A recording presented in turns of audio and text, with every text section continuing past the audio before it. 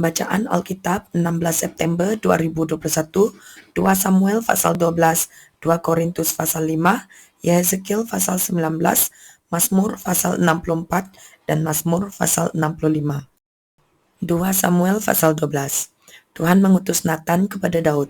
Ia datang kepada Daud dan berkata kepadanya, ada dua orang dalam suatu kota, yang seorang kaya, yang lain miskin. Si kaya mempunyai sangat banyak kambing domba dan lembu sapi. Si miskin tidak mempunyai apa-apa, selain dari seekor anak domba betina yang kecil, yang dibeli dan dipeliharanya. Anak domba itu menjadi besar padanya bersama-sama dengan anak-anaknya, makan dari suapnya dan minum dari pialanya, dan tidur di pangkuannya seperti seorang anak perempuan baginya. Pada suatu waktu orang kaya itu mendapat tamu, dan ia merasa sayang mengambil seekor dari kambing dombanya atau lembunya untuk memasaknya bagi pengembara yang datang kepadanya itu. Jadi ia mengambil anak domba betina kepunyaan si miskin itu dan memasaknya bagi orang yang datang kepadanya itu. Lalu Daud menjadi sangat marah karena orang itu, dan ia berkata kepada Nathan, demi Tuhan yang hidup, orang yang melakukan itu harus dihukum mati. Dan anak domba betina itu harus dibayar gantinya 4 kali lipat, karena ia telah melakukan hal itu, dan oleh karena ia tidak kenal belas kasihan. Kemudian berkatalah Nathan kepada Daud, engkaulah orang itu. Beginilah firman Tuhan, Yahweh Israel, akulah yang mengurapi engkau menjadi raja atas Israel, dan akulah yang melepaskan engkau dari tangan Saul. Telah kuberikan isi rumah tuanmu kepadamu, dan istri-istri tuanmu ke dalam pangkuanmu. Aku telah memberikan kepadamu kaum Israel dan Yehuda, dan seandainya itu belum cukup, tentu kutambah lagi ini dan itu kepadamu. Mengapa engkau menghina Tuhan dengan melakukan apa yang jahat di matanya? Uria orang Het itu kau biarkan ditewaskan dengan pedang, istrinya kau ambil menjadi istrimu, dan dia sendiri telah kau biarkan dibunuh oleh pedang Bani Amon. Oleh sebab itu, pedang tidak akan menyingkir dari keturunanmu sampai selamanya, karena engkau telah menghina aku dan mengambil istri Uria, orang Het itu, untuk menjadi istrimu. Beginilah firman Tuhan, bahwasanya malapetaka akan kutimpakan ke atasmu yang datang dari kaum keluargamu sendiri. Aku akan mengambil istri-istrimu di depan matamu dan memberikannya kepada orang lain. Orang itu akan tidur dengan istri-istrimu di siang hari. Sebab engkau telah melakukannya secara tersembunyi, tetapi aku akan melakukan hal itu di depan seluruh Israel secara terang-terangan. Lalu berkatalah Daud kepada Nathan, aku sudah berdosa kepada Tuhan. Dan Nathan berkata kepada Daud, Tuhan telah menjauhkan dosamu itu, engkau tidak akan mati. Walaupun demikian, karena engkau dengan perbuatan ini telah sangat menista Tuhan, pastilah anak yang lahir bagimu itu akan mati. Kemudian pergilah Nathan ke rumahnya, dan Tuhan menulahi anak yang dilahirkan bekas istri Uria bagi Daud, sehingga sakit. Lalu Daud memohon kepada Yahweh oleh kerana anak itu. Ia berpuasa dengan tekun, dan apabila ia masuk ke dalam, semalam-malaman itu ia berbaring di tanah. Maka datanglah kepadanya para tua-tua yang di rumahnya untuk meminta ia bangun dari lantai, tetapi ia tidak mau. Juga ia tidak makan bersama-sama dengan mereka. Pada hari yang ketujuh matilah anak itu, dan pegawai-pegawai Daud takut memberitahukan kepadanya bahwa anak itu sudah mati. Sebab mereka berkata, ketika anak itu masih hidup kita telah berbicara kepadanya, tetapi ia tidak menghiraukan perkataan kita. Bagaimana kita dapat mengatakan kepadanya, anak itu sudah mati? Jangan-jangan ia mencelakakan diri. Ketika Daud melihat bahwa pegawai-pegawainya berbisik-bisik, mengertilah ia bahwa anak itu sudah mati. Lalu Daud bertanya kepada pegawai-pegawainya, sudah matikah anak itu? Jawab mereka, sudah. Lalu Daud bangun dari lantai, ia mandi dan berurap dan bertukar pakaian. Ia masuk ke dalam rumah Tuhan dan sujud menyembah. Sesudah itu pulanglah ia ke rumahnya, dan atas permintaannya dihidangkan kepadanya roti, lalu ia makan. Berkatalah pegawai-pegawainya kepadanya, apakah artinya hal yang kau perbuat ini? Oleh kerana anak yang masih hidup itu, engkau berpuasa dan menangis, tetapi sesudah anak itu mati, engkau bangun dan makan. Jawabnya, selagi anak itu hidup, aku berpuasa dan menangis, karena pikirku, siapa tahu Tuhan mengasihani aku sehingga anak itu tetap hidup. Tetapi sekarang ia sudah mati, mengapa aku harus berpuasa? Dapatkah aku mengembalikannya lagi? Aku yang akan pergi kepadanya, tetapi ia tidak akan kembali kepadaku. Kemudian Daud menghibur hati Batsyeba istrinya. Ia menghampiri perempuan itu dan tidur dengan dia, dan perempuan itu melahirkan seorang anak laki-laki. Lalu Daud memberi nama Salomo kepada anak itu. Tuhan mengasihi anak ini, dan dengan perantaraan Nabi Nathan, ia menyuruh menamakan anak itu Yedija oleh karena Tuhan. Yoab berperang melawan Rabah, kota Bani Ammon, dan ia merebut kota kerajaan. Lalu Yoab menyuruh orang kepada Daud dengan pesan, "Aku berperang melawan kota Rabah dan telah merebut pula kota Air. Oleh sebab itu, kumpulkanlah sisa tentera, kepunglah kota itu dan rebutlah, supaya jangan aku yang merebut kota itu, dan jangan namaku menjadi juga nama kota itu." Sesudah itu Daud mengumpulkan seluruh tentera. Ia berangkat ke kota Rabah dan berperang melawannya, lalu merebutnya. Ia mengambil mahkota dari kepala raja mereka, beratnya sentalenta emas, bertatahkan sebuah batu permata yang mahal, dan itu dikenakan pada kepala Daud. Juga diangkutnya banyak sekali jarahan dari kota itu. Penduduk kota itu diangkutnya dan dipaksanya bekerja dengan gergaji, penggerek besi, dan kapak. Juga dipekerjakannya mereka di tempat pembuatan batu bata. Demikianlah juga diperlakukan Daud segala kota Bani Ammon. Sesudah itu pulanglah Daud dengan seluruh tentera ke Yerusalem. 2 Korintus pasal 5. Karena kami tahu bahwa jika kemah tempat kediaman kita di bumi ini dibongkar, Yahweh telah menyediakan suatu tempat kediaman di surga bagi kita, suatu tempat kediaman yang kekal, yang tidak dibuat oleh tangan manusia. Selama kita di dalam kemah ini, kita mengeluh, karena kita rindu mengenakan tempat kediaman surgawi di atas tempat kediaman kita yang sekarang ini. Sebab dengan demikian kita berpakaian dan tidak kedapatan telanjang. Sebab selama masih diam di dalam kemah ini, kita mengeluh oleh beratnya tekanan, karena kita mau mengenakan pakaian yang baru itu tanpa menanggalkan yang lama, supaya yang fana itu ditelan oleh hidup. Tetapi Yahweh lah yang justru mempersiapkan kita untuk hal itu, dan yang mengaruniakan roh kepada kita sebagai jaminan segala sesuatu yang telah disediakan bagi kita. Maka oleh karena itu hati kami senantiasa tabah, meskipun kami sadar bahwa selama kami mendiami tubuh ini, kami masih jauh dari Tuhan. Sebab hidup kami ini adalah hidup karena percaya, bukan karena melihat. Tetapi hati kami tabah dan terlebih suka kami beralih dari tubuh ini untuk menetap pada Tuhan. Sebab itu juga kami berusaha, baik kami diam di dalam tubuh ini, maupun kami diam di luarnya, supaya kami berkenan kepadanya.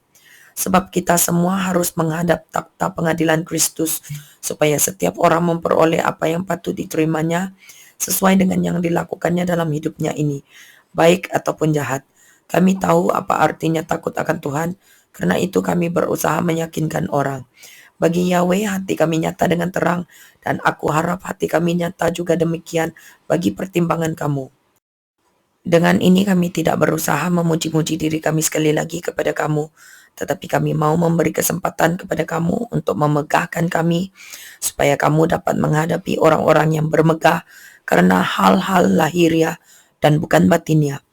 Sebab jika kami tidak menguasai diri, hal itu adalah dalam pelayanan Yahweh, dan jika kami menguasai diri, hal itu adalah untuk kepentingan kamu. Sebab kasih Kristus yang menguasai kami, karena kami telah mengerti bahwa jika satu orang sudah mati untuk semua orang, maka mereka semua sudah mati. Dan Kristus telah mati untuk semua orang, supaya mereka yang hidup tidak lagi hidup untuk dirinya sendiri, tetapi untuk Dia yang telah mati dan telah dibangkitkan untuk mereka.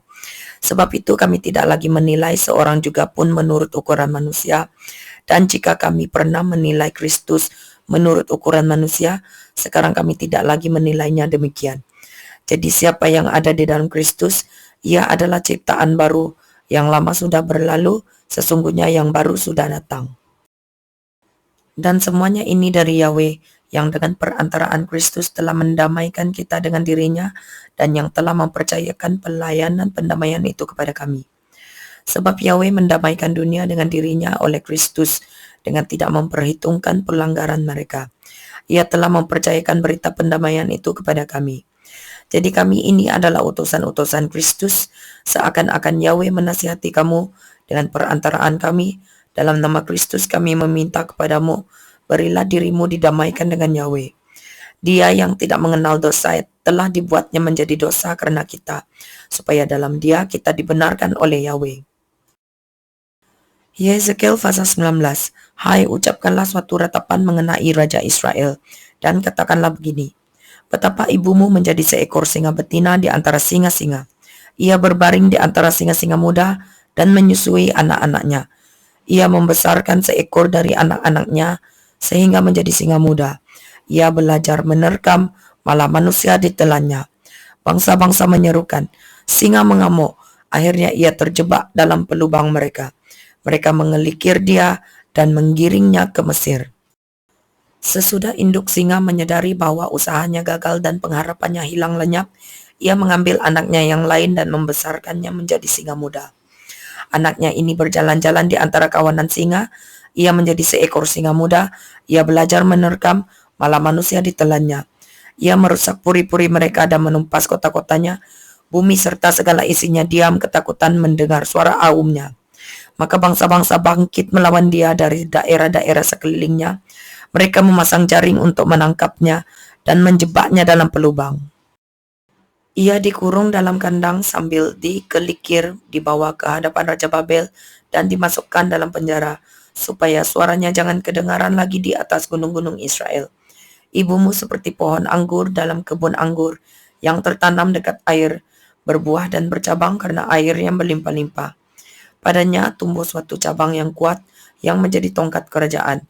Ia menjulang tinggi di antara cabang-cabangnya yang rapat dan menjadi kentara karena tingginya dan karena rantingnya yang banyak. Tetapi ia tercabut di dalam kemarahan dan dilemparkan ke bumi. Angin timur membuatnya layu kering, buahnya disentakkan, cabang yang kuat menjadi layu kering, dan api menghabiskannya. Dan sekarang ia tertanam di padang gurun, di tanah yang kering dan haus akan air. Maka keluarlah api dari cabangnya yang memakan habis ranting dan buahnya, sehingga tiada lagi padanya cabang yang kuat dan tiada tongkat kerajaan.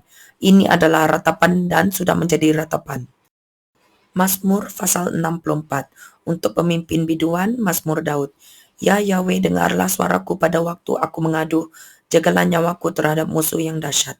Sembunyikanlah aku terhadap persepakatan orang jahat, terhadap kerusuhan orang-orang yang melakukan kejahatan, yang menajamkan lidahnya seperti pedang, yang membidikkan kata yang pahit seperti panah, untuk menembak orang yang tulus hati dari tempat yang tersembunyi.